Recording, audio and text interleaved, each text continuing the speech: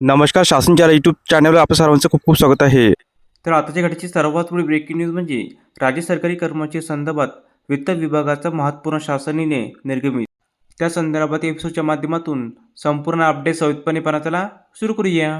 राज्य सरकारी कर्मचारी संदर्भात वित्त विभागामार्फत दिनांक 11 डिसेंबर 25 रोजी अत्यंत महत्त्वपूर्ण शासन निर्णय निर्गमित करण्यात आला आहे.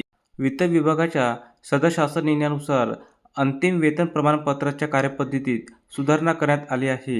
यामध्ये सरकारी निवासस्थानासंदर्भात शिल्लक लायसन्स फीच्या वसुली संबंधातील माहिती कार्यकारी अभियंता सार्वजनिक बांधकाम विभाग यांच्यामार्फत ठराविक तारखेपूर्वी न मिळाल्यास सरकारी निवासस्थान मिळालेल्या सरकारी कर्मचाऱ्याकडून त्यांच्या निवृत्तीपूर्वीच्या 8 महिन्याच्या कालावधीबाबत वसुली योग्य कोणतीही लायसन्स फी येणे नाही असे गृहीत धरण्यात येईल. अशी तरतूद असल्याने या माहितीची प्रतीक्षा न करता सेवानिवृत्ती प्रकरण पाठविणे शक्य असल्याने याची कार्यालय प्रमुखांनी नोंद घेण्याचे निर्देश देण्यात आले आहेत.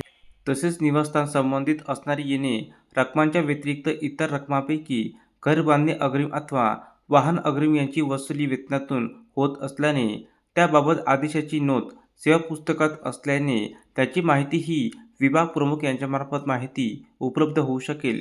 त्यांच्यामार्फत सदर माहिती उपलब्ध करून घेण्याचे निर्देश देण्यात आले आहे. निवृत्त वेतनाची कार्यपद्धती करण्याकरिता विहित केलेल्या कार्यपद्धतीचे व वेळापत्रकाचे प्रत्यक्ष पालन होत आहे याची दक्षता घेण्याचे तसेच निवृत्त वेतनाची कागदपत्रे विहित नमुन्यात सर्व बाबतीत यथोचितरित्या पूर्ण करून सरकारी कर्मचाऱ्यांना सेवानिवृत्तीच्या तारखेच्या 6 महिने अगोदर महालेखापाल यांच्या कार्यालयाकडे पाठविण्याचे निर्देश आहे. धन्यवाद.